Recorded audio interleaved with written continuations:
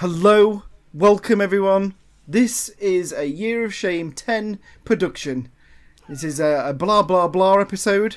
Welcome, come and sit down, take your shoes off, put your slippers on, cup of tea or a glass of wine, it's completely up to you. We're not biased.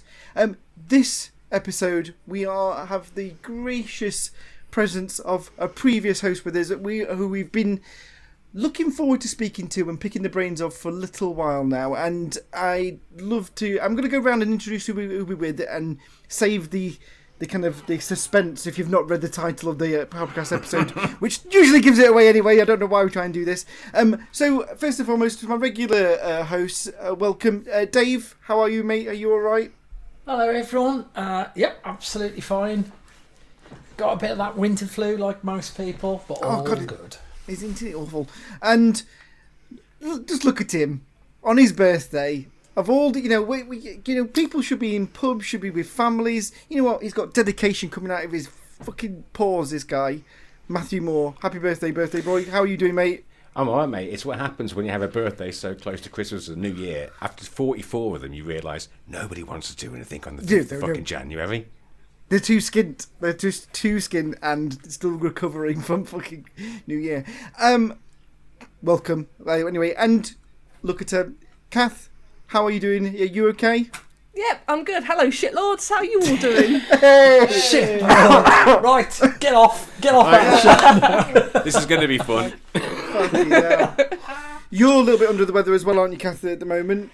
Yeah, got a little bit of flu, but I'm happy I can what? handle it. I've got it under control. It's all fine. You know what the saying is, troopers keep on trooping, don't they? You know what I mean? Exactly. You've got to just keep on pushing against it. So, the usual format, we're not going to do anything out of sync at the moment. We're going to jump straight into it. So, has anybody got anything they want to talk about since the last recording? It feels like it was last week. It was last week. Has anything happened in that time? Matthew, birthday boy, anything in particular for today? Oh, I as mentioned on the last show, I did pick up Jackbox, the first Jackbox, with the Drawful and the Fibbage. We played, guess what? We played Drawful and Fibbage on two different evenings with two different demographics, and it worked so well. Well. The wife was convinced that Cards Against Humanity was the only way of having fun. No. Let me introduce you to. Was this in a real life setting? In a room with a screen? Yes, I didn't dream it. Phones. Yes, No, you did it over a... We were sat on the same sofa. Class. Cool. Nice stuff. Dave, anything happened to you recently since the last recording that the viewership need to know? Listenership? I've completely shot my wad, as it were. My wallet has been unleashed. About that another time. Yeah, we'll talk about that probably in the very last recording / handover show. I'm sure we'll keep that to that. So we've got Cath with us. Thank you very much for coming. Cath, you were one of the hosts of last year. So That's you've been 12 months buying games, playing games you want to play, no restrictions. That's right. Yep. How does it feel 12 months on? Do you feel good about it? Was the 12 months kind of, what happened in that first couple of weeks after you were kind of released into the wild? Well, I think the same thing that everyone does is that as soon as you are able to buy games, you just kind of go a little bit wild and buy a bunch of things. Mm-hmm. And then you calm down a little bit. And I found that I've bought very little this year because for me it's just been all about Game Pass. Yes. And I think Game Pass is actually kind of, in a way, spoiling the way that I play games, because I found I've got very low tolerance for if a game's good or not. So if I get frustrated with something within, let's say, the first half an hour, I will never play it again. And it's a bit of a shame because, I'm sure there's some brilliant games out there that I've tried, and just because it's a little bit frustrating, I might have missed something, a fantastic game. But yeah, I think it's just the Game Pass effect. I'm sure I'm not the only one that this happens to either. That I just think, it's no good. Okay, going to play the next one instead. So I just feel like I've become very picky with games. You sort of spend more time downloading than you do playing. Yeah. But there have been some incredible games on Game Pass this year. And I've just been looking back over the games that I have been playing, and there are quite a few of them. There's like an enormous list of virtually all of them are from Game Pass. So I think there's been one or two things on PC that I've picked up, things that I've sort of seen at EGX and places like that I then downloaded and really enjoyed. But yeah, for the most part, it's just been all about Game Pass for me. So do you reckon that was like one of the big kind of takeaways from you from participating last year is that, you know, making the most of those subscription services and kind of using them as a good kind of tester card of games that because games, it does vary how long games are actually on Game Pass, doesn't it? Like obviously the from Microsoft Studios, they seem to stay on there forever. So I know this for like Gears and Gears Tactics and kind of, you know, kind of the Horizons and what have you. But like the other ones, the kind of smaller ones that come in and come out again, they do vary quite. You know, it could be a couple of weeks, could be a couple of months and stuff. Because I went to try and go on, Dave. Sorry. I found that a lot last year. I put quite a few on my list. By the time I got round to them, sort of 3/4 of the way from the year, the smaller ones had gone. Yeah, I found it with Hades. Wanted to play Hades. That was on during the year that we were doing Year of Shame. Tried to play it 2 days ago. No, you got to pay 20 quid for it. So it's kind of like it's like a snooze you lose kind of thing. So it's a good kind of. I think I've learned that this is a good kind of lesson that I've learned this year, that make the most of the subscriptions you've got because they cost enough. They cost enough. You might as well do it. Yeah, absolutely. So cool, excellent stuff. So we'll jump into the very first kind of general interview question. You don't worry, there's no right and wrong answers. Oh, there are. Yeah. So the first one here is tell us a little bit about your gaming journey then, Cath. How did you get into kind of video games? Where did it all begin for you? At the very beginning. Yeah, the very beginning. Oh, wow. Okay. So I think I got into games when I must have been 4 or 5 years old, because my dad bought a Commodore 64 for my brother and I. I think my sister was slightly too young to know what to do with it. But yeah, he introduced the Commodore 64 into the family with some cartridges, very basic games, but just absolutely loved them and just sort of went out, bought games, thought it was amazing. It was also quite a social thing as well. So we bought Summer Games 86 or something like that, I think it was, and had Dave knows it well, don't worry. The neighbourhood come over and we were all playing it together. Epic Games. Yeah. And that was a joke, and I didn't really realise that you would actually know, Dave. Sorry about that. Yeah, there was 2 of them. There was Summer Games 1 and 2, and then there were another series like California Games and Winter Games. I remember California Games. That was the hacky sack, wasn't it? California Games. Yeah. Anyway, sorry. Please, Cath, please come back to you. Well, that was the very beginning. The librarian will shut up. So yeah, we were C64 household, not a Spectrum household. Boo! Yeah. You respected the plastic keys. We like everything. Well, yeah, the plastic keys rather than the rubber keys. Yeah, sort of grown-ups keyboard, not a child's keyboard. But no, just very much enjoyed that. So then always tried to have some sort of like gaming device in my life. So I've had Sega Mega Drive, Nintendos. You know, just continued from there. Took a little bit of a break when I was a teenager because I'm too cool to be a gamer then. You know, I was going out to the pub and hanging out with people and. How are you meant to like mix with people when you physically had to be there loading games? Yeah, I know exactly what you mean. Exactly. Girls and Cider took over for us. It was Cider. World of Warcraft well and truly dragged me back in. Right. And I've been fairly constant since then. Do you still play now then? Yeah. Oh God, no. Let me step in and talk about WoW for a second. So did you? Were you in any doors where level 40 was the cap? Yeah, I think so. Were you in the early doors where a mount? The original vanilla ones. And the mount cost you 40 gold at level 40. That was crazy. Oh yeah. I mean, I think 60 was the cap, or was it the van? Either way, it cost a lot of money to get a mount back in the day. Can't really remember. It took me I think I was slightly late to the party in that I didn't buy it when it first came out. I think I got it a couple of years afterwards, so people were already very high level. But But yeah, I sort of bought the original one before they had any of the expansions, and just completely fell in love with it. Did you ever? Okay, it's just us. It's just friends now, Cath. Did you ever Yeah. Did you ever role play in there? Did you ever get deep into a character and emote? Yes, initially I did, but then I realised that was a really stupid thing to do. It's the best thing And to I do. stopped it really It was quickly. the wrong game to do it in.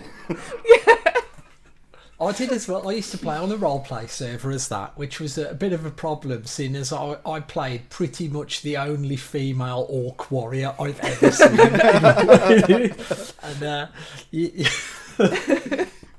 yeah, we did a roleplay situation once where somebody did mind control. You know, priests used to have mind control, and because it was PvP as well, that server. So they mind controlled my character and mind controlled a Murloc and made us get married because they were priests. So my character had a Murloc husband for a while, which was fun. Did you have to get a divorce? I killed him. See, this is all naive. Neale's coming out again. This is all new to me. I was never into kind of role playing or kind of World of Warcraft or anything like that. So this all seems fascinating to me. You know, the kind of length and breadth of the people get into it and what have you. It's amazing. I look into it and I'm amazed. Yeah, I picked the one thing that I didn't see anywhere. So there was no female orcs at all. Basically, What was your female orc character name? Borka. Borka. Borka. She's a warrior. Borka. Bork. Come on, Cath. What was your main?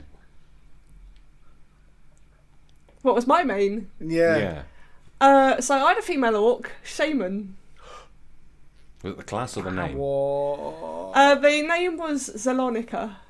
I wanted it to sound a little bit Eastern European. An Eastern European Exotic. orc's too fancy. Yeah, exactly. Mine was like your typical Games Workshop orc. Matthew, what was your main called?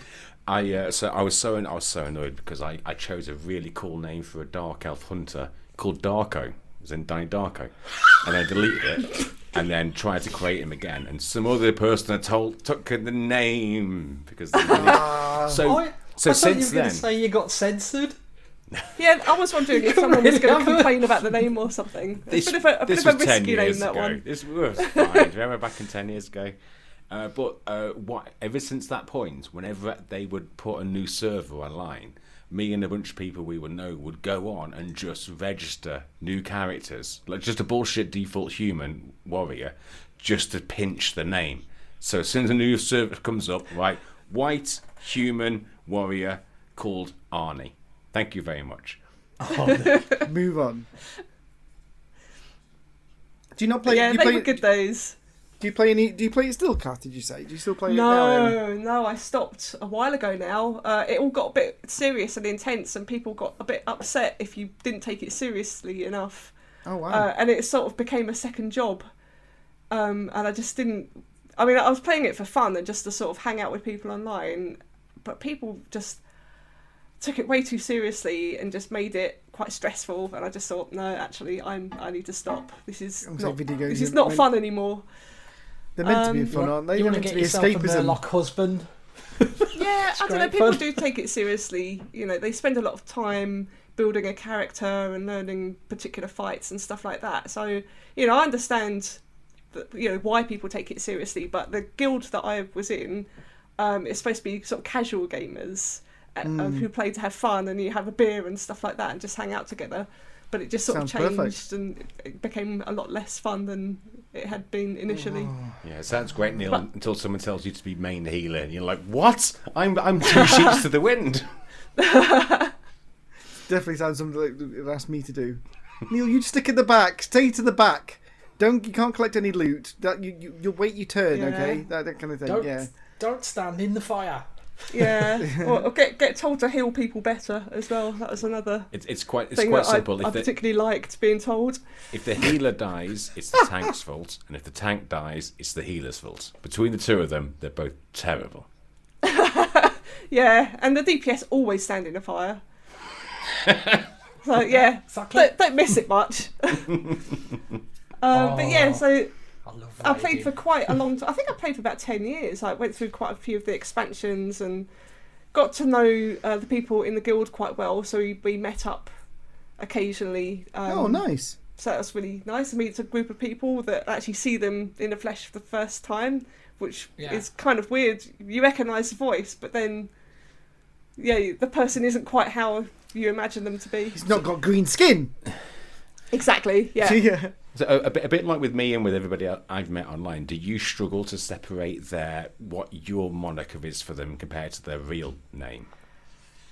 I think some people, yes, because the friendship isn't at a point where you know each other's real names. So I think it is a bit strange when you meet them and they say, "Oh, my name is Jeff or Susan or whatever." You're kind of used to calling them by their gamer tag. Yeah, like I can't not call Derek Digi. It would be weird. Yeah, is.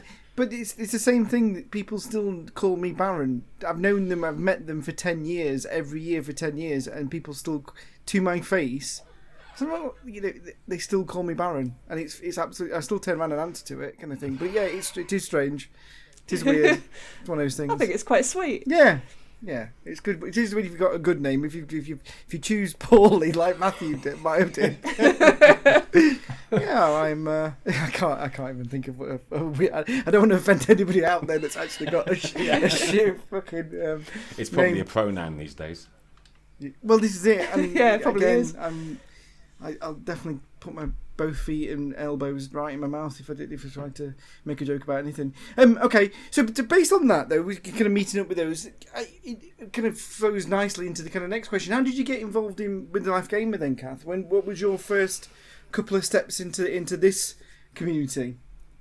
Well, I think it as with pretty much everyone, I imagine it started by stumbling across a podcast. Oh, right, there's a podcast. And listening to that and thinking, I think I just searching for gaming podcasts and found it and thought, I'll give this one a listen, and thought it was quite funny. And listened to it for a while, and then I think maybe after a year or so of listening to it, I went to EGX, and Matt probably mentioned that he was also going to be at EGX, and so I went and I was looking out for them at the pub, and met a few of them, and just got on really well, was made to feel very welcome. I was by myself as well, so I was quite nervous about. I was about to ask if you knew anybody prior, because obviously Dave knew quite a couple of people kind of from different kind of gaming groups that kind of got in around about the same time kind of thing, but you were kind of all on your lonesome then. Completely on my own. Oh, you brave girl. Meeting a bunch of strangers for the first time, so it was quite terrifying, but I'm really pleased that I did it. I have no regrets. It's been lovely meeting the community and making new friendships with people. Was this in the Prince of Wales days in Earl's Court? No, it's the one after. I think it was the first year when it had gone to Birmingham, okay. Which is quite annoying because I live in London and going to Earl's Court would have been much easier for me. Yeah. But no, wasn't really aware of Midlife Gamer. So it would have been the first year that we overtook the dragon and the railway. Yes. Okay. Yes. Okay, those infamous days. Jesus Christ. I think I've still got that hangover. It's it's just still with me. I just keep on topping up behind it. Cool. Anybody got anything extra off the back of that? I don't want to just go through this list. It just feels really regimented. Come on. Yeah, I was just going to say about that. If anybody, in future meetups, it's astounding, really, the amount of people who've been bricking it and gone along on their own. And we say this every time, we're all amazing mates now. You know what I mean? Yeah. Well, it's nice that there are a few more women now in the community, because I think when I went the first time I met people, I don't think there are any other ladies there, but now there seem to be sort of more and more ladies in the community, which is really nice. There was a group of ladies when we were down in the Prince of Wales at Earl's Court, because I remember. Oh, okay. I don't remember the names, and I'm not even going to be brave enough to try and remember and get it completely wrong. But I do remember being accosted and kind of questioned and interrogated about actually, so you're Baron, are you? So you're definitely Baron. Then he was like, yes, it's definitely me. Oh, right, okay. And just there was a couple around, but it was probably quite sparse at the time. But I think, you might have deserved to have been interrogated. Probably. Probably. I mean, Perhaps they were just barren groupies that had come Yeah. along, from the fan club. Can you imagine if there's such a thing ever in one alternate universe, potentially, Dave, but definitely not in this fucker. Jesus Christ. Yeah, but yeah, no, it is there. It is now. It's. I think what we found as well, Kathy, is that as the kind of central people have got more involved, their partners have got more involved. So there's a lot more kind of wives and girlfriends, and there's a lot more partners, and vice versa, kind of bringing their friends and family and stuff like that into it. So it's grown and become a lot more kind of universal, less kind of geek flu, more kind of just community kind of thing instead. Yeah. Mm-hmm. Yeah, I agree. Yeah, I completely agree with that. I think, there's a lot of sort of people with partners and stuff writing things on a Facebook group and coming to EGX when there isn't a COVID outbreak going on, when people can actually meet up. People come with the partners now, and it's really nice to meet everyone. Well, you mentioned the C word there, Kath. I'm right thinking that since it all happened, I've barely left the house, but you're still treading the path, aren't you? You're still going to expos. Yes, I am now, but I think I didn't go to the one after, like the first one after COVID, because I just felt a little bit uncomfortable about the whole sort of germ situation. Yeah. But I have been to EGX last year. Met up with Serena there, so it's lovely to see Serena. Hello, Serena, if you're listening. And talking of Serena, she gave me a ticket to go to Comic-Con, which was also at the Excel Centre. I think that was actually after EGX by a month or so. And there were so many people there. You'd think that COVID had never happened. just people, it was completely rammed. But then I think London has pretty much got back to normal anyway, with people like cramming onto tube trains, and I mean that's probably why I've got flus, because people just don't give a shit anymore and just cough and sneeze everywhere. But yeah, it's all pretty much back to normal. So yeah, I'm back at the shows and stuff, which is great. I think really nice to be there again. I think. Hi, Joe Cooper. Yeah. It will take Joe a little while, because he tends to. He's straight onto his PC. I did. You alright, Joe? I did warn him. Joe. Hold on. Yay! And in fact, Joe. if Joe is actually legit ready to rock and roll, if he hits record now, this will be the smoothest fucking segment I've ever known. Do I need to clap or something? Yeah. No, you. Yeah, let's all do it anyway. Clap. Completely out of time, so it's absolutely useless for syncing up. No, it's perfect. Kath, you obviously did year 9 last year. I obviously did year 9. You obviously did it. That's why you're here. Obviously did year 9. Because it says it all over your face. Year 9. So it's the T-shirt gave it away. Yeah, exactly. Yeah. 1, 2, 3, clap. T-shirt. Year 9. Damn right, there was 1, 2, 3, clap T-shirt. Yeah, exactly. So what made you want to do Year of Shame a year ago, around about a year ago to the day? What kind of pushed you into it? I think there were a couple of reasons why I wanted to do it. I think the first one is to play the damn games that I've got and to stop bloody buying them. But then I think I also, like, having listened to Stuart and that Dwayne and the other people, Richard, those James, boys, and they sounded like they were having so much fun doing it that I was really excited to do that and to have that same sort of camaraderie. Yes. With the ladies, with Serena and Hannah. Yes. Which I think, we did end up getting to know each other fairly well, but I think a couple of things happened during the year, like real life things that I'm not going to mention, but it meant that they had other commitments, which is completely understandable. But, because I'm part of Midlife Gamer community, I sort of reached out and had special guests on the show. So kept it going, had a couple of people from like YouTubers to interview as well, to mix it up a little bit.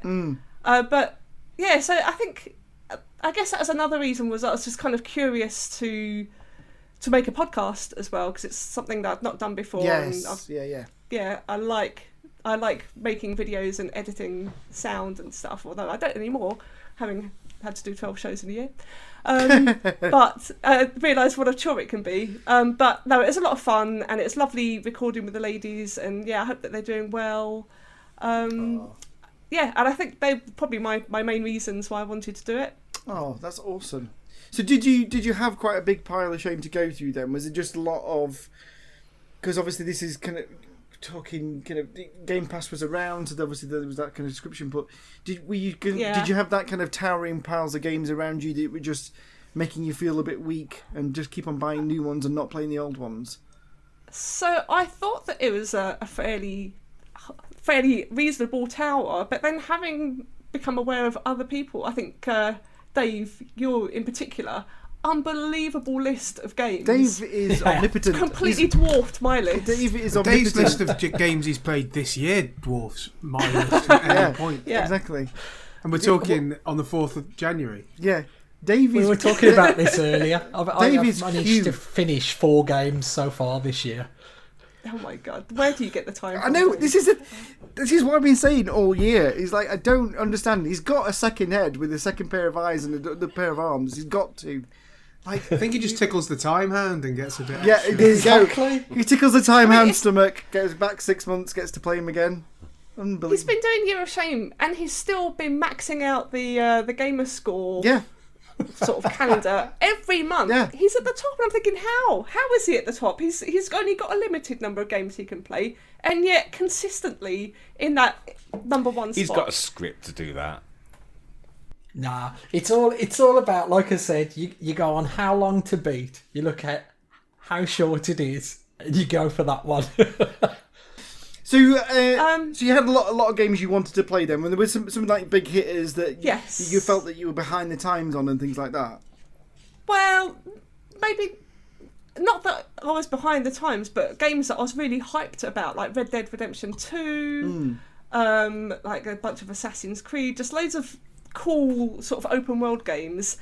But then what happened was I got into Fallout bloody 76, didn't I? I was hooked on that. So like, fuck all the other games. Fuck my Pile of Shame. I'm just going to play this never-ending game instead. I forgot that me and you, Kath, have got a kindred love of that game. Oh my god, I'm still playing it right now. I am too. I've done it again. I started a new character. PlayStation game this month, or was it last month? No, it's this month's PlayStation Plus free game. So don't download it. Do yourself a favour. Just ignore. Just pretend it doesn't exist. I don't know though, Cass. Since the kind of the pit update and stuff like that, it is really good, isn't it? Have they made good on that game? Because that came out. I don't think the game is actually that good. It's because of that scoreboard thing. Like we have to. There were like daily and weekly challenges that you have to do to get points, which then you kind of for the scoreboard. And each bit of the scoreboard you get a cosmetic thing or building thing. Yeah, so and I think that's the hook. It's a season scoreboard, guys. So there's like it's like a snake and ladders board basically. That if you earn progression on particular challenges, daily, weeklies, and monthly challenges, you can get like in-house stuff and what have you. And it is a one-off kind of thing. You can't generally buy those things or buy them with in-game currency afterwards generally. So it's the same with most kind of games that are like that. They want to bring you back in. They want to kind of. There are other games like that. Oh, yeah, they. What are these games? Just so that I make sure I never touch them. Destiny is one. Well, that was fun. I used to play Destiny, but. Yeah. Anyway, really... we could spill. I can't even remember what we were talking about before. My brain just went full on Fallout, and I've completely forgotten what we were talking about before. No, seriously. You were asking me about my pile of shame. Yes, go for it. And I think I did really poorly. I think I only managed to finish a couple of games. I think Serena did really well. She was finishing quite a few games. But yeah, just one or two because I just made a big mistake to get into a never-ending game. Yeah. Didn't Serena have to specifically go out and buy some more games so she would, like, before the challenge so that she wouldn't run out? She did. She was just powering through things. Because she's just so good at finishing them. And I wish that I could be more like Serena.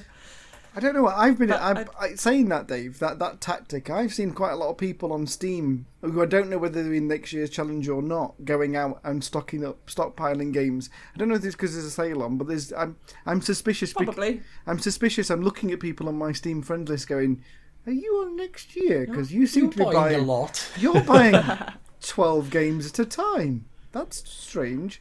Okay. Yeah. Okay. But no, so I think some people do go out and buy a whole bulk of games, like when there's a sale on or something. I've never done that. I've never really felt the need to buy more than one at a time, because I think I only buy a game if I sort of get hyped about it, and then that's, really want to play it, rather than just go, maybe this, maybe that, and spend lots of money and probably never play any of them. Yeah, that's the. Do you guys buy multiple games? That's the opposite of what Dave's done. Yeah. Well, Dave does that. Yeah. On New Year's Eve, my Steam list in the sale was all there, all in the cart, ready to go. Nice. January the 1st, buy, go. But what you're saying about buying games at more than one at a time, I tend to buy them for like different reasons. So I've got like some stupid party games in there that I know will come in handy at the weekend. I've got like an adventure that I'll get stuck into. A couple of like stupid 5-minute retro games. Everyone buy Donut Dodo, by the way. It's the greatest. I watched a video of that Donut Dodo today, and it just looks really frustrating. It is. It just looks really hard. I don't know. Cath was saying that you Game Pass, you play a game, and then you delete it if it's frustrating. I think that's exactly. Even though it's only like a $5 a day, I don't think I could do it. Yeah. Did you use any jokers or anything like that then during your year, Cath? What kind of? Yeah, I did. So I think towards the end, I can't remember what I spent my joker on. Probably something ridiculous. That's what most people do, right? You buy a game and get excited about it. No. Is it what? Sorry? Was it Black Desert Online, or was that Spinking? That was Spink. Spinking my year in year 4. He shot that in March, April, thinking that would be the MMO that took him through. He played it for 3 weeks and got bored. Oh, hang on, no, I've remembered what it is. So I really wanted to play, I think it was Age of Empires, because they just released a new version, or an upscaled version on PC, and I got very excited about that. And I thought, I've not played that for ages. I must play this immediately. So I downloaded it, played it, and then just put it down and never went back to it. So very well used joker that year. See, Age of Empires 2 was my first ever LAN party at university, where we had 2 PCs in our house, and we ran the LAN cable out through one window, up to the second floor, and in through the other one, and played against each other. And we had like 3 people in each room that would take turns and stuff like that. It was for an entire weekend. It was absolutely fucking fantastic. So I understand that. Big round of applause for Age of Empires this year, because it's helped towards me getting £200 free from Microsoft by playing it for points every day. I've never actually played a game of it. I've just been in a lobby to get the points and backed out. So I've never actually played the game, but I've played it every game every day. The new one, there's sort of videos and stuff, so you sort of learn a bit about history whilst you're playing it as well. And I think because I'd seen the Microsoft show, like something in America, where they were talking about the anniversary of Age of Empires, and they were showing this video about how you build a trebuchet. And I just thought, this looks amazing. I really want to play this again. And then bought it and played it once. Yeah. So, that was great. Once. Yeah. Damn! But did you regret it? Was there any other game during that time where you think, shit, I should have actually waited? I should have got that instead. No, well, see, it was between that and something called Moon Glow Bay or something like that, which was an indie game on Game Pass. And I thought, this looks fun. It's a nice fishing game, nice relaxing. And I was so glad that I didn't use the Joker on that, because I then downloaded it on Game Pass after the Euroshame finished, and it really wasn't that good. So I made the right choice out of the 2. Cool. Excellent. Right, so before we continue with some of the other kind of questions that are centric on your participant, what are you playing now then, Cath? Are you playing anything? What's your main kind of games you're playing at the moment? Well, I'm glad that you asked me that, Neil, because the main game that I'm playing at the moment isn't a video game at all. It's an app that Joe and I are sort of playing together called Duolingo. And, you learn a language basically, but they gamified the shit out of it so that I have to play it every day, and I'll get very competitive on the leaderboard. To the point where I have actually paid for I'm paying money to use it. It's no longer the free version of it. God. Because if you pay money, you get more points, and then you get higher up the leaderboard. Is it competitive as in like you're trying to beat Joe and other people? No. So I'm encouraging Joe. I'm competing against other people in leagues and things. Duolingo is pay to win. Yeah.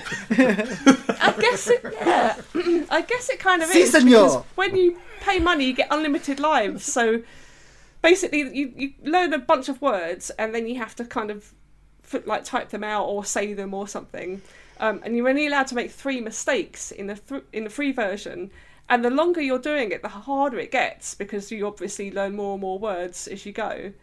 And I've been playing it for about 8 months now, and I know I'm supposed to know a reasonable amount of words and the grammar and all of that sort of stuff. I needed those unlimited lives because I just wasn't getting the points. Those 3 lives went really quickly, and then you get kicked out, and it was just not working out for me. I wanted to go up the leaderboard, not stay at the bottom and get relegated. I need to know, we've been talking about this for a couple of minutes now, but what language are you learning? Spanish. Okay. Yeah.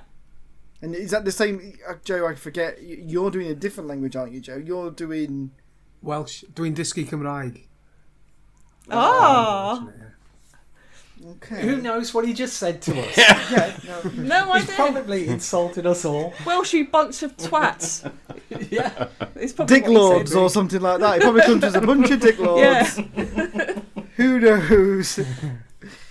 So are you on the same leaderboard then on how successful you are learning a language rather than learning the same language again? Like, it's not competing. It's not competing. So you get XP. You get XP for doing a lesson. You get XP for doing certain tasks, and the leaderboard is who's got the most XP.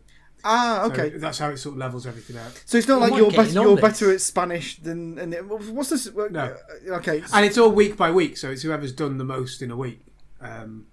But there's things where, so if you practice in the morning before midday, you get a double XP later on that day. So there's a few little incentives. That's how it works. Right. Yo. Didn't know that. But what Cath was saying about this pay to win thing before, I know a few people. My partner was on it. Has been on it for years. She's been learning. She started with German. She's learning Welsh as well with me now. They've changed the way the app works. I think it used to be much more. You had much more choice. You could choose to do a unit about food I don't or like a unit the new about. version. And the new one's just a single path. And if you've not got the super version, you can't access all of the things all of the time. So if you want to become a master of a topic, I think you have to spend money. Whereas if you're on Super Duolingo, you don't have to spend money to do the same thing. There's a few little twists. Someone was complaining about it. Obviously, I know who had been they'd been learning for a long time, and then suddenly found all their optional things they'd done were reduced to this path, and they were like behind on certain things, ahead on certain things, and they used to have a way that they played, and now they can't play that way anymore because they changed the whole thing. Yeah. But it's good. It's motivational. My worry is, am I playing it to get XP or playing to learn the language now? Like, am I doing the thing that's best for learning the language, or is there curiosity in the language there? And am I learning things that mean I'm going to be able to go out and buy books in that language? Or am I going, right, I'm going to play for 5 minutes at 10 o'clock in the morning on my break, so then in the evening I'm going to hammer this task that gives me the most XP, rather than I want to understand how this grammar works. So there's kind of a double-edged sword, I think. Yeah. Yeah, but then if you don't play it at all during the day, they actually send you an email or a text or something to remind you, like, oh, you've not done your Spanish lesson today, Cath. Don't forget about Duolingo. I won't. It's terrible. Like, I'm paying you, okay? I'm paying you a subscription model. You don't have to remind me to learn. How much is the subscription? Is it expensive? Well, don't give me the figure, but is it expensive? The figure's not confidential. No, it's not expensive. It's just I think it's something like £6 a month, but they make you pay for an entire year. Okay. Like, they go, oh, it's only this much a month, so you don't think it's that much, but then when you actually come to pay for it, it's a much larger sum of money because you have to pay for a whole year instead. I'd much rather do it month by month, but no. They know what they're doing, these Duolingo guys. Well, it takes a year to learn a language, surely. You know, nobody can do it in less than that.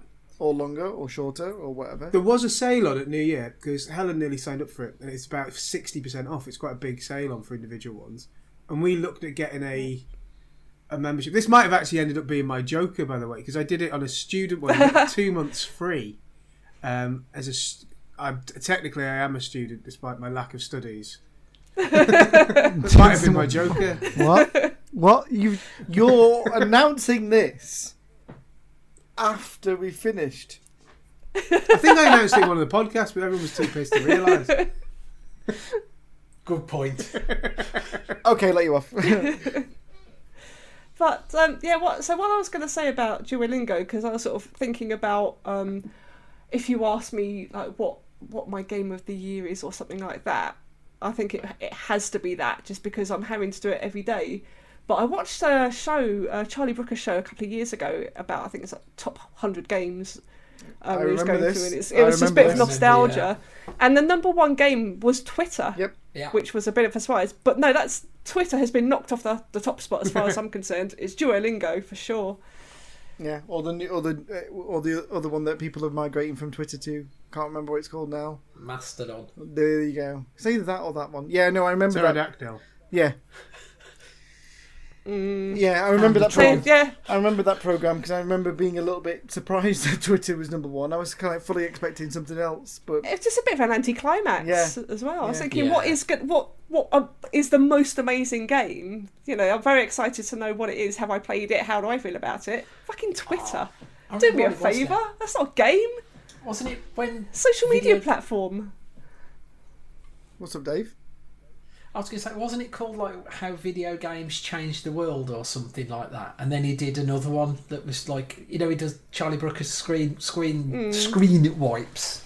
Oh, I love He those did a games shows, wipe. yeah.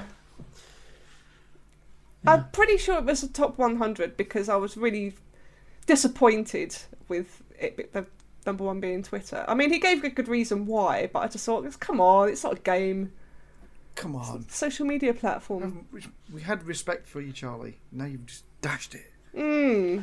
Crikey. What else are you playing then, Cath, at the moment? What are the actual physical in your hand games are you playing? Fallout 76. Oh, you know, still. So I played that, yeah. And before that, I was playing Diablo because I got all hyped for Diablo 4, and I just thought, I need my Diablo fix. So I started playing Can you Diablo 3 still- again. And again, they've got the seasonal things, and I never considered Diablo 3 Yeah. as a seasonal game, but I kind of enjoyed what I played at that.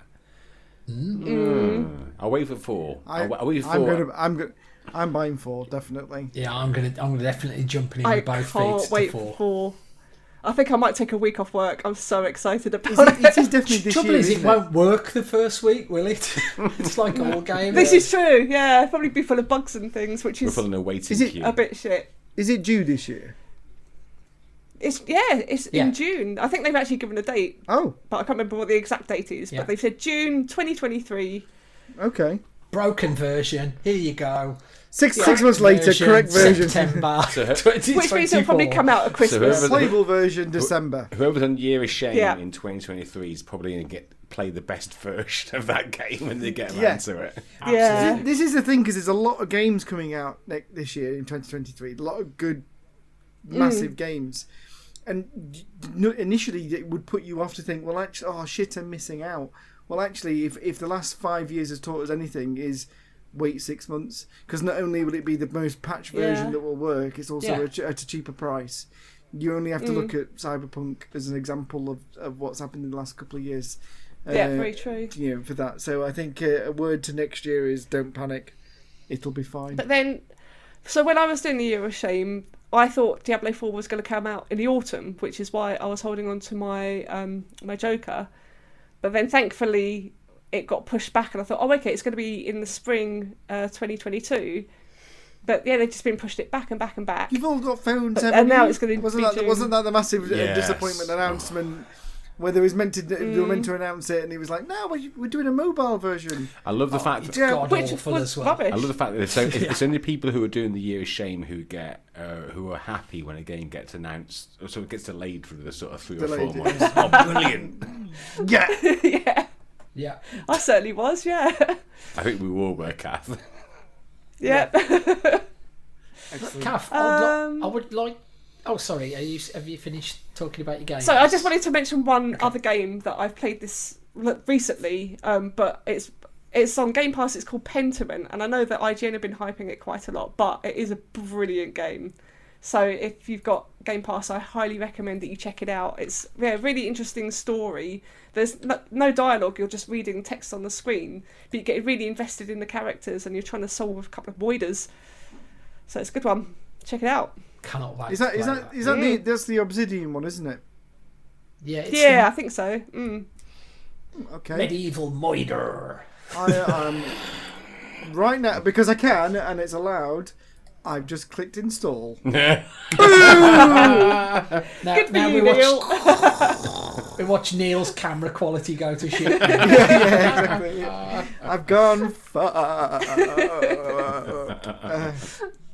Okay, last couple of questions then, before we can just jump into any kind of ramblings that we want to do. So, was there any particular highlights or lowlights of your year, Cath, last year as you did it? Was any? I mean, obviously you've touched on your co-hosts kind of having availability and kind of you being a collective as being a bit of a low light previously. Was there anything else in particular that you want to just kind of have a chat about? To be honest, it's kind of hard to remember that far back. It's really difficult, isn't it? It is. It is, yeah. I mean, I remember when we recorded, we had a lot of fun. We tried to have like a cocktail of the month thing that we started off with, but then it's really surprising how fast recording shows comes around, and I just couldn't get myself organised enough to buy the alcohol and to talk about it and then to actually drink it. Oh. So yeah, I was only able to do that a couple of times. So yeah, sort of wish that I'd organised myself a bit better and kept that going. Why didn't we do that, guys? I'm just glad that Russ Abbott did absolutely feck all this year. Imagine if he was on tour. We'd have to follow him like those people that just follow like Def Leppard around kind of thing. We'd have to. Can you get a Russ Abbott season pass? The season pass. Oh my god. Yeah. So okay. Oh, that's good then. That's good. You enjoyed it overall. I'm sure from.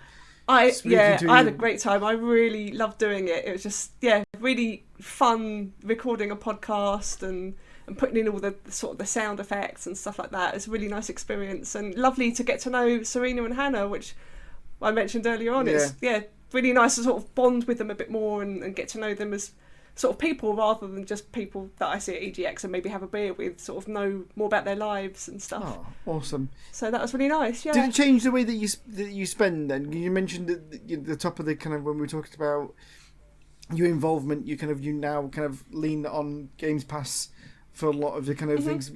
Was that a result of the learnings that you took from last year?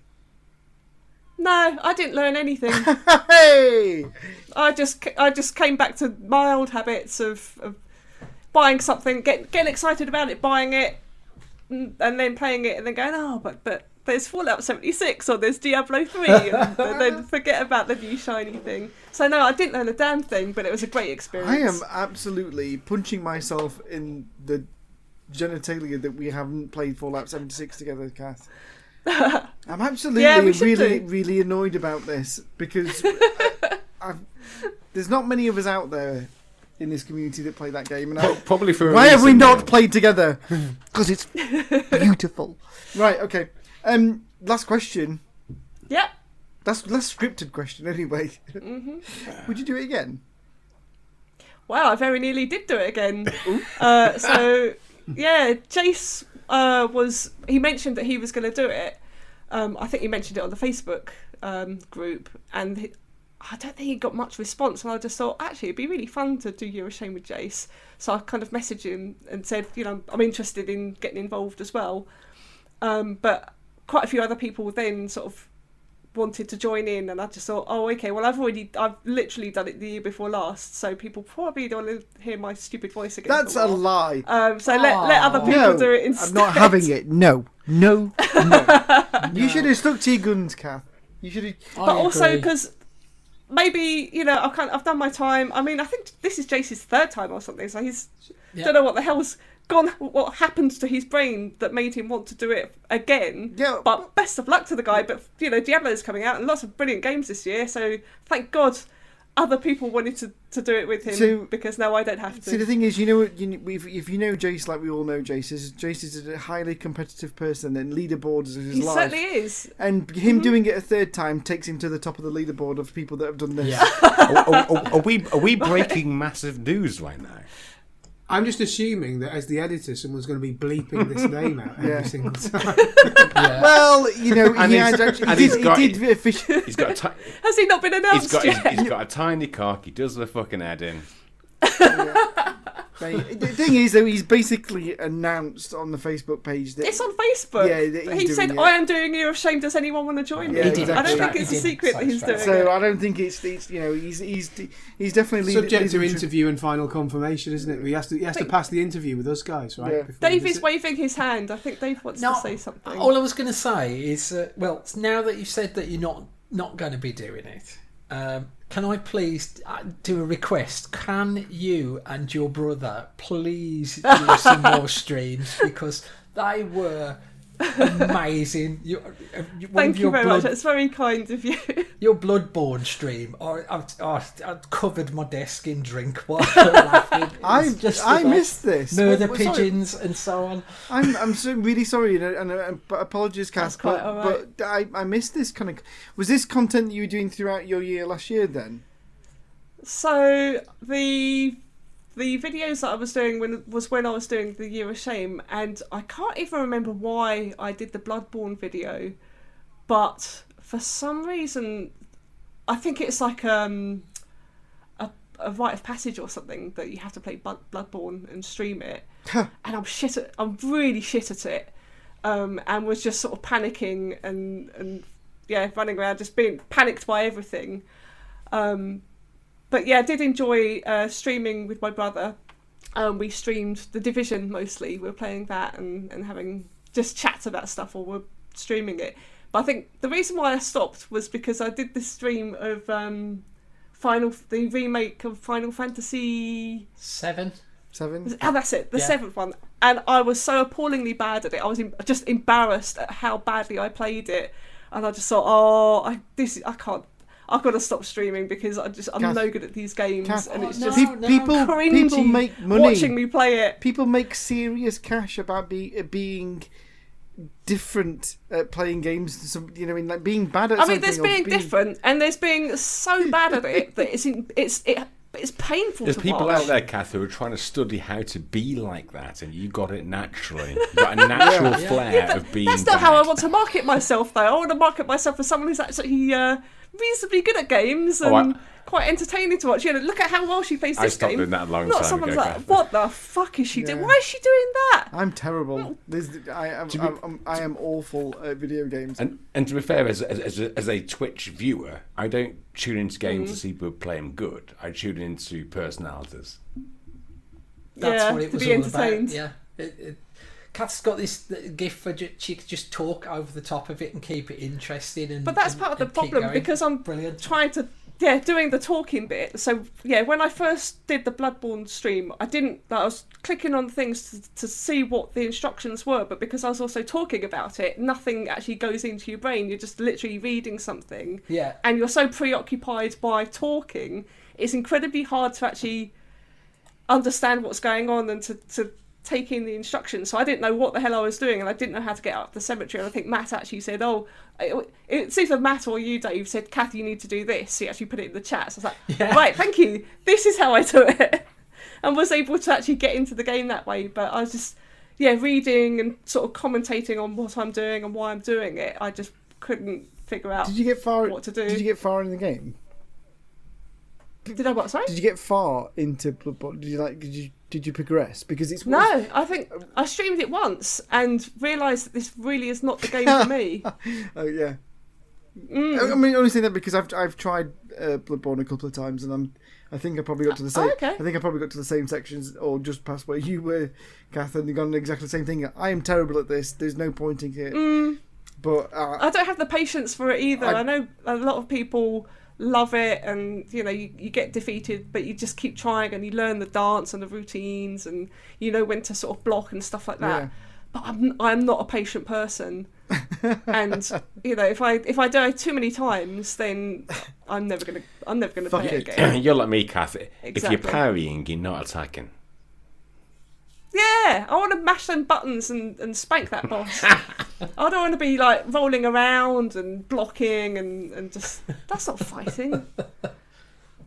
Sweet. But yeah, some of the But- other streams as well, like the ones that you did with your brother, like the Fogs Yeah. stream, where you play two Oh my ends God, of a creature. yeah. It's That was hilarious. Yeah, because Dave, that was one that you recommended that we played, and we had such a good time playing that game. Yeah, that was a brilliant recommendation. Thank you for that. But you know, sometimes we cooperated. Other times we were just like, no, I want to go here, no, I want to go, and just stretched the thing, and then had a fight, you know, tug of war over which way we were going to go. But yeah, that was a really good game. Sounds like you shouldn't stop, Cath. It sounds like you shouldn't have stopped and you should restart. That's what I'm asking. Well, That's what I want. I might do. I'll think about it. But I think I just felt with that the Final Fantasy one, I just felt embarrassed at how appalling my gaming was. That I just didn't want to humiliate myself like You've that got to get anymore. back on that horse. Yeah. No. Honestly, who cares? It's not. Nobody's laughing at you. We're laughing with you. You say that. You would definitely have been laughing at Yeah, me. I didn't watch the post. I could potentially have been laughing right in your fucking face. I ain't got a clue. Didn't watch it. Who knows? Yeah. Cool. That's it. That's it for this general kind of standardised questions. We can just talk normally now. I can just be myself. There is Fantastic. there is one more question. Oh, go on then, Dave. Do you have anything to pimp, and where can people find you should they wish to get in contact? I've got nothing. Well, I'm not streaming at the moment, so I'm Well, not there you go. pimping that. I'm not really much to pimp. I guess the only thing that I could pimp is that I'm going to be doing a charity sports thing in February for Cancer Research UK. So I'm going to be skipping 100 times every day for the entire month. So I'm going to be setting up a skipping Rocky rope. With skipping the remote rope. control, just Yeah, like Rocky sort of thing. Look, Yeah, with an the actual- Wiimote joke. Do you remember that? I'll do No, I it. thought much meant skipping past the next. Yeah, cutscenes. So I'm gonna I was be skipping doing that. 100 cutscenes. I was just skipping the day like Time Hand. skipping 100 dialogue options Yeah. in Fallout 76. Yeah. you know. No, I'm going to be doing a Strava wanker thing, physical exercise challenge Nice. in February. Right, Yeah. well, send us a link when you can, and we'll chuck it into whatever Right, kind of show thank notes we you. can, and we'll definitely get that out there, because Thank you very much. that'll be awesome. Sweet. I just wanted to ask before we go any further, Joe, what have you got written on your hand? Duolingo. Okay, great. And you've crossed it out viciously because you've talked about it. No, it's still on there. It's still on. But yeah, no. That's it, yeah. I thought it was a tattoo that I've never seen before initially. You're not the first person who. I do sometimes, obviously, write things on my hand. I had someone I was leading like a conference thing, and I'd written down like a couple of people I needed to catch at some point, just exact same place on my hand. And someone stopped me and said, "That's a really interesting tattoo you've got on your hand." And so Nope. I hate to break it to you, but I don't have sort of people's initials. And Yeah. You, Talk to you Derek just look from like such and such a school, crazy written kind on of my guy Yeah. with tattoos on their hands. He's on the Derek, other side. forum meeting 3 p.m. On the other side, it says cucumber, lettuce, mayonnaise, cherry toms. Yeah. I've got the Konami code. The cheat helpline they used to ring. So, what have you guys learnt from doing Year of Shame? Interesting counter question. Anything? Interesting Anything? counter question. Like it. Dave, do you want to go first? I play far too many video Yeah, games. yeah. And, Yeah, Dave, love I playing do them. wonder about you and your video game playing habit. Like, do you sleep and eat? Are you an actual person, or are you some sort of machine? My problem is I've got chronic insomnia and I get up early and go to okay. bed. So, yeah. Right. And do you have a full-time job as well? Yeah. But I work at home as well, so you know the odd So sneaky one bit. one eye on the work thing, other eye on the gaming PC. Yeah. Well, see if where his you've ever third eye seen is. you've ever seen my office, it's basically, well, there you go. I'm in the office now. If I move the mic, there's a Defender arcade. I mean, all controller, I can and there's see is a punchbox. some. So there's like They a look pin- like arcade kind of button layout Yeah, things yeah. behind you. I can't really see your office because obviously No, it's this along is the the desk, boring but- wall. This is where the Yeah. fun happens. Yeah, Yeah. I'm just But surrounded. did It's you like learn? a So man you learnt cave. that you played too many games. That was a lesson you took away from. Not doing really, you a it's not a shame. lesson. It's just a Oh, okay. just a thing. It's just an observation, really. It confirmed it. It confirmed everyone's suspicions. Yeah, And he's, because you were all doing doing your own fuck different all roles, about though, it. weren't you? Sorry, Kath. Sorry. When you first started, you all had your own different sort of rules and things that you Yes. wanted to achieve. Yes. Yeah, so it was probably one of the first years where it wasn't a blanket rule for everybody. We all came in to this year wanting to obtain some sort of different result. Yeah. I think we've all achieved different variations of those results as well. So it's probably been a bit eclectic to kind of keep up with and understand, I suppose, in a way. But yeah, we've not broken our own rules. We've kept it how we want it to be, and we've all learnt something. Have you learnt something, Matthew? I don't know. You look a little bit. No. You look a little bit upset at the moment, Matthew. Joe, I'm so glad you're here. He needs you. He needs you, Joe. He needs you. Have you haven't signed up for anything else, have you? I've reverted to form. Jesus, right. You just need to hand over Alright. your bank, like give me power of attorney or something. Like, you only need one so- subscription for anything. I know. I hear you. Imagine the cost Hey. as being a year's cost, not 1 month's cost, and especially if that month is free. So I've not been pre-buying bullshit, but I have been lazy. So check it out. So once again, like the third or fourth time in the year since I've been a bit more better, my Xbox went, your subscription's running out, mate. Sort it out. So I went to my normal sorted out solution, which is CD keys. I was like, yay, gave me one of them in 3 months, and it turned up, and I plugged it in, and it didn't work. And I've never had that before, that it hadn't worked. So I got in touch with them. I said, it hasn't worked. Like, what happens now? And they went, we're sorting it out with Microsoft because it's showing us redeemed with us. And of course, I couldn't do that because I had to go and play games, and I had family around and all that sort of stuff. So I went back on my Xbox, and it said, is this your mobile number still, Matthew? I went, yeah, it is. So I pressed the button. And I think I'm now resubscribed to a monthly subscription for Xbox Ultimate Edition via my phone. And then it said, I said, oh, by the way, I've got to buy, what's it called now? That first Jackbox edition. And he went, do you want to do it through your phone? I went, that's my phone number. So not only have I potentially accidentally. Have I been hoodwinked into... You bought 2 subscriptions and you're now paying by text message again on a premium rate number. And you've you've invited Terry round. He's living I was in going the to say, has Terry@gmail.com been informed? And he's set up an OnlyFans account, and leave. he's set up an OnlyFans need to account, be and really he's careful. just pushing all the profits to somewhere else as well, like somewhere in a fake charity or something. Matthew, come on, I'm worried. we're worried. Yeah.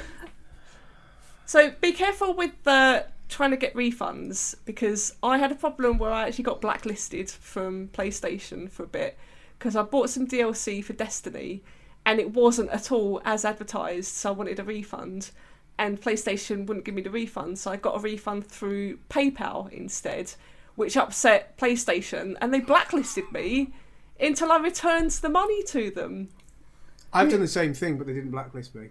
Blacklist you as in like you weren't allowed to like play the game or Banned from PlayStation. Well, PlayStation Plus and any sort of online thing. I played discs and that was it. shit. Yeah. Because you use a third-party PayPal account to... Wow. Yeah, but they wouldn't give. Wow. They refused to acknowledge my request for a refund. So I just thought, oh, okay, well then I'll just talk to PayPal instead. But yeah, they were assholes about it. God, that is fucked. See, it's not just me. Well, Matthew, But I am It's mainly I am you. currently paying for stuff on. I'm paying for stuff even though I prepaid for it and didn't Right. do it. So, Joe, we and you need to have a conversation Yeah, offline. yeah. Okay, I need some kind of regular I think bullshit you in my need- life, because guess what? It's the 5th of January and look at me, returning to form. It's taken 5 days. We got the old Matthew back. How we've all crumbled Disappointment instantly. is tangible. Like, I genuinely am thinking, I don't know how to frame. You've not just let the year of shame down. You've let yourself down more than anything else, Matthew. Don't. It's his birthday, Joe. Don't do this to him. Sorry, happy birthday, Matthew. There you go. Happy birthday. Shameful. Joe, I wanted to ask you as well, because obviously you had very different reasons from everybody else of doing Year of Shame. How that went? Did you get to all of the games to sort of as a tribute to your friends? So I definitely learnt from it. I don't know if we've got into a bit of sort of detail to this, and this might be a bigger thing for. Is this our final show ever? Have we done? No, No, we're there's going one to more. do a We've got the last one. roundup. I've got more things to say on this, but the main thing about that is that it was completely different to my expectations. I got to play the games. It's a bit of a reminder, but ultimately unfulfilling to finish someone else. It's more fun. It wasn't recapturing the fun of playing a game with someone, obviously, if you pick up their game and just play it. And it became less of a worthy tribute as time went on, just because I could have done it for a thing, as a vehicle for the podcast, but actually Yeah. the main bit was the first sort of session when I got the PlayStation out, dusted it all down, and we got the games so we could play the games. That was worth doing, I think, and actually getting the disc from Dave so I could play the game and unlock it and see it that first time and wander around in that world for a bit. Going back again after that didn't have that same, making progress in his save didn't feel right, or didn't feel as much. Yeah. Didn't seem to Yeah. do it. Didn't do it for me.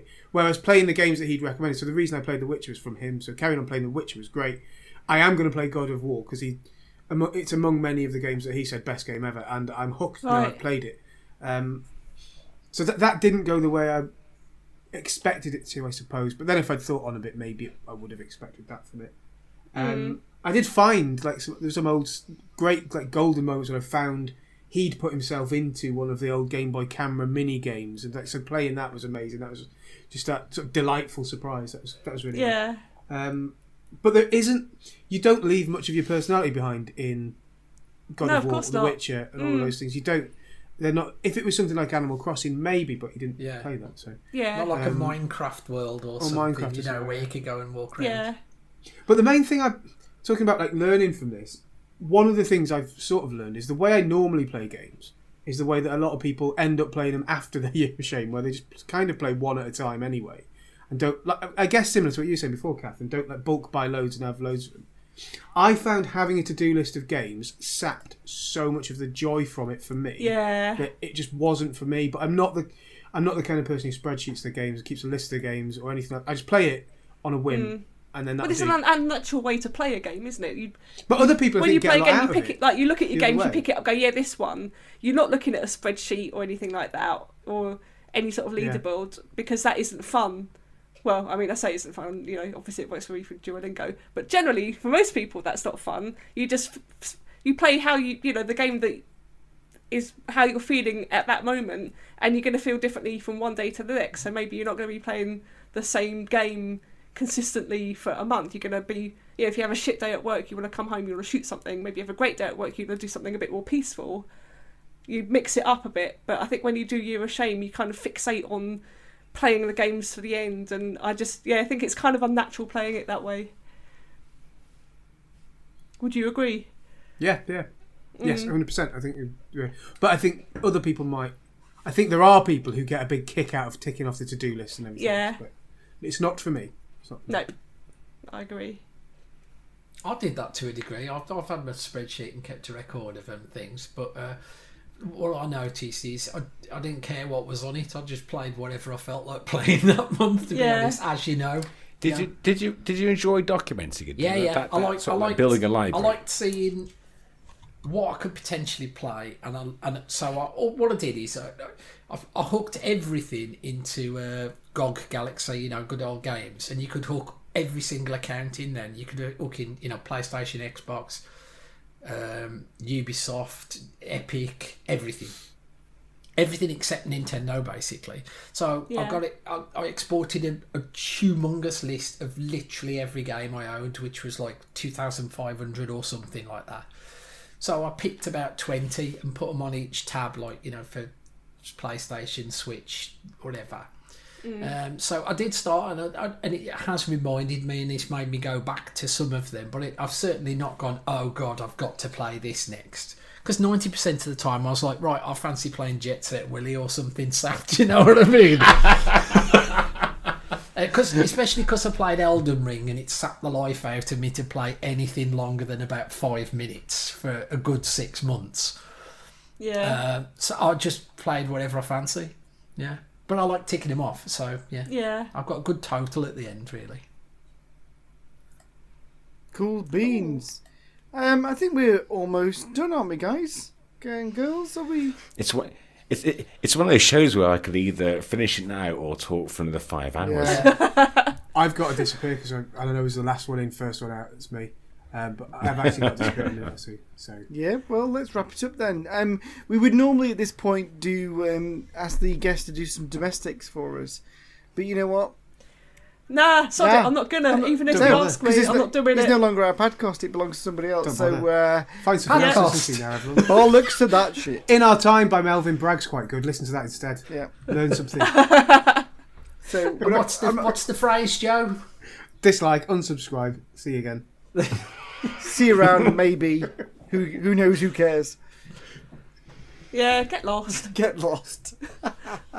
Right, Cath, thank you very much for being with us. Thank you very much for listening to us.